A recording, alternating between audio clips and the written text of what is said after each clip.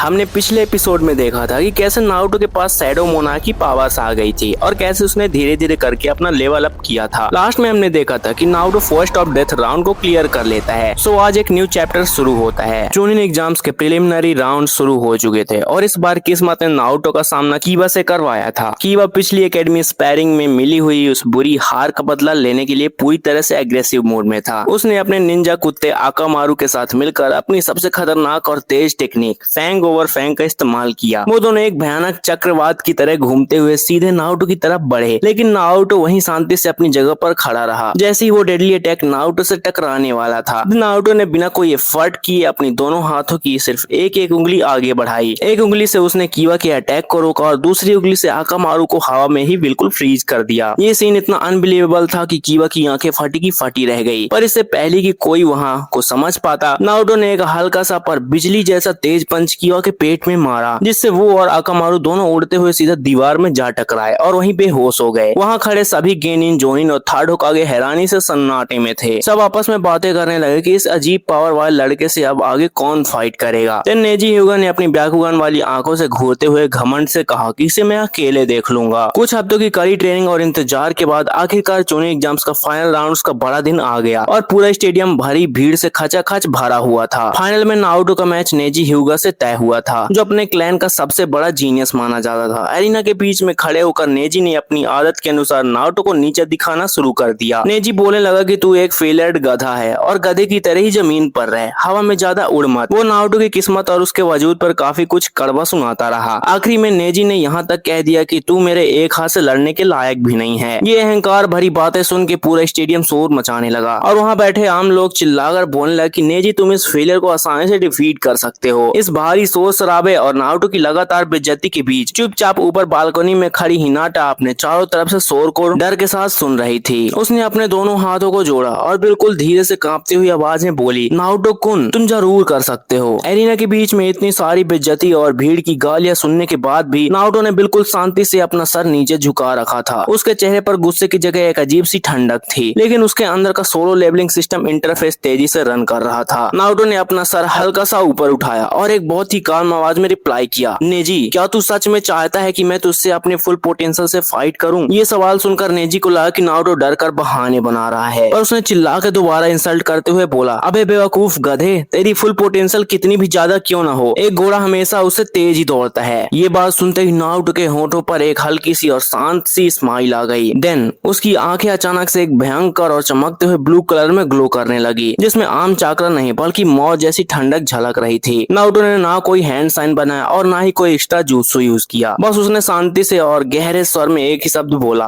Arise. जैसे ही Naruto के मुंह से अराइज निकला, उसके पैरों के नीचे से अचानक एक घना और काला धुआं निकलने लगा, जो पूरे एरिना में तेजी से फैलने लगा। और फिर उस घने अंधेरे में से अजीब सी आवाजें आने लगी। एक एक करके नारुतो के पीछे से उसकी विशालकाय शैडो आर्मी जमीन फाड़कर निकल आती है। सबसे आगे जाबुजा और हाकू की भयानक शैडो खड़ी थी, जिसकी आंखें नीली आग की तरह जल रही थी। उनके ठीक पीछे वो विशालकाय डंजन वॉल था, जिसे नारुतो ने हराया था। लेकिन बात सिर्फ यही तक नहीं रुकी। डंजन क्लियर करने के बाद जितने भी छोटे बड़े अनजान मॉन्स्टर्स और बीस्ट को नारुतो ने डिफीट किया था, उन सबकी काली और डरावनी शैडो वहाँ पे आ जाती है। करीब 50 खतरनाक शैडोज की एक पूरी आर्मी नारुतो के पीछे एक डार्क गार्ड की तरह खड़ी हो गई। उन शैडोज में से निकलने वाला डार्क ऑरा इतना ज्यादा हैवी था कि वहाँ का आसमान भी काला पड़ने लगा। देन ये खौफनाक और डेथ जैसा अजीब सीन देखकर नेजी, जो अब तक घमंड से भरा हुआ था, वो खड़े खड़े बुरी तरह से कांपने लगता है। ये अनजान और भयानक शैडो आर्मी देखकर पूरा स्टेडियम, जो अभी तक नेजी के नाम के शोर मचा रहा था, वो डर के मारे एकदम साइलेंट हो जाता है, मानो सबकी सांसें रुक गई हो। वहाँ बैठे आम दर्शक, सारे इलाइट जोनियंस और यहाँ तक कि थर्ड होकागे हिरोजन सारुतो भी सबके सब अपनी जगह पर शॉक्ड खड़े हो जाते हैं। उन्हें बिल्कुल समझ नहीं आ रहा होता कि ये आखिर कैसी और कहाँ की पावर है और ये कितनी हाई लेवल की शक्ति है जो उन्होंने आज तक नहीं देखी थी। एक साथ इतने सारे बीस्ट और एस रैंक निंजा की आत्माओं को बिना हैंड साइंस के कंट्रोल करना नामुमकिन लग रहा था। देन जैसे ही नारुतो की आंखों का नीला रंग और ज्यादा डार्क हुआ और उस आर्मी के साथ नेजी पे अटैक करने के लिए अपना एक कदम आगे बढ़ाता है। तभी अचानक से बीच में सारे सीनियर जोनियंस और खुद थर्ड होकागे स्पीड में आके एरिना में कूद पड़ते हैं। वो सब एक साथ मिलकर नारुतो और नेजी के बीच एक दीवार बनकर खड़े हो जाते हैं और जल्दी से नारुतो को आगे बढ़ने से रोकते हैं। सारे जोनियंस ने अपने हाथ आगे करके डिफेंस बनाया और तभी थर्ड होकागे ने अपनी आवाज में बोला, बस नारुतो रुक जाओ, तुम्हारी ताकत हमने देख ली है, तुम अब ऑफिशियली चुनिन बन चुके हो, इसलिए तुम्हें अब आगे एग्जाम देने की कोई जरूरत नहीं है। ये बोलते बोलते थर्ड होकागे के माथे से पसीना टपक रहा था और वो फियर से कांप रहे होते हैं, क्योंकि जब उन्होंने नारुतो की आंखों में देखा तो वो ब्लू ग्लो बिल्कुल डेथ और प्योर डिस्ट्रक्शन जैसा ठंडा महसूस हो रहा था। दूसरी तरफ भेस बदल कर काजे के रूप में बैठा और उचिमारू, जो आज कोनोहा विलेज पर अटैक करने के बड़े प्लान बनाए हुआ था, उसकी हालत भी अजीब पावर देखकर खराब हो गई। उस भयानक शैडो आर्मी और नारुतो के डेथ ऑरा को देख के ओरोचिमारू की हिम्मत बिल्कुल टूट गई, लेकिन उसने अपने प्लान को कैंसिल करना ही ठीक समझा। वो बिना विलेज पे अटैक किए चुपचाप वहाँ से डर कर भाग निकलता है और इस अजीब स्थिति के कारण सैंड विलेज और कोनोहा के बीच जल्दी से कॉम्प्रोमाइज होने लगता है, जिससे एक बड़ी वॉर टल जाती है। सिचुएशन को पूरी तरह से कंट्रोल में देखकर नारुतो ने आहिस्ता से अपनी सारी शैडो आर्मी को वापस अपनी परछाई में समा लिया। जैसे ही वो डरावना ऑरा खत्म हुआ, स्टेडियम के लोग एक लंबा सांस लेने लगे। जब नारुतो शांति से एरिना से बाहर निकलकर स्टेडियम साइड वापस आने लगता है। पहले जो क्राउड उस पर हंस रही थी और नेजी को सपोर्ट कर रही थी, अब वही क्राउड अचानक से पागलों की तरह चीयर करने लगती है। सब जोर से चिल्ला रहे थे कि वाओ नारुतो, तुम तो काफी ज्यादा ऑसम हो, तुम सच में काफी ज्यादा कूल हो। नारुतो आराम से चलता हुआ ऊपर आसमान की तरफ देखता है और अपने दिमाग में सोचता है कि ये रिएक्शन तो सच में अनएक्सपेक्टेड था, और वो धीरे से स्माइल करने लगता है। वहीं ऊपर खड़ी इनो यामानाका उसकी इस नई स्ट्रॉन्ग और मिस्टीरियस पर्सनालिटी को देखकर पूरी तरह ब्लश करने लगती है। उसने अपने बालों को ठीक करते हुए बोला कि लगता है मेरा नया क्रश अब नारुतो पे आ गया है, वो देखो वो कितना कूल बन गया है। जहाँ एक तरफ सब नारुतो की इस डिवाइन और डार्क ताकत से इम्प्रेस थे, वहीं अंधेरे कोने में खड़ा सासुके उचिहा बुरी तरह डर के मारे कांप रहा था। उसकी आंखें फटी हुई थी और वो मन ही मन सोच रहा होता है कि आखिर कैसी पावर है और कितनी डरा देने वाली पावर है ये, जो उसके शारिंगन को भी अंधा कर रही थी। सासुके का प्राइड इस बात को बर्दाश्त नहीं कर पा रहा था कि कोई एकेडमी का फेलर उससे इतना ज्यादा आगे निकल गया है और वो इतना पीछे छूट गया है। देन जैसे ही नारुतो वहाँ से गुजरा, सासुके उस सच्चाई का पता लगाने के लिए अपने डर को दबाकर नारुतो के पास चला जाता है। वो बिना कुछ सोचे समझे नारुतो को अपने साथ खींचकर एक खाली और सुनसान ट्रेनिंग ग्राउंड में ले जाता है। वहाँ पहुंचकर सासुके अपने दिमाग की कंफ्यूजन के साथ और अपनी शारिंगन एक्टिवेट करके डायरेक्ट उसे 1v1 करने के लिए चैलेंज कर देता है। यहाँ से एक नई राइवलरी की शुरुआत होने वाली थी, जिसमें उचिहा क्लैन का आखिरी वारिस शैडो मोनार्क के आगे खड़ा था, और यहीं पे ये पार्ट खत्म होता है। सो वीडियो कैसी लगी कमेंट में जरूर बताना, और अगर नेक्स्ट पार्ट चाहिए हो तो लाइक जरूर से कर देना और कमेंट कर देना। मिलते हैं नेक्स्ट वीडियो में, तब तक के लिए बाय बाय।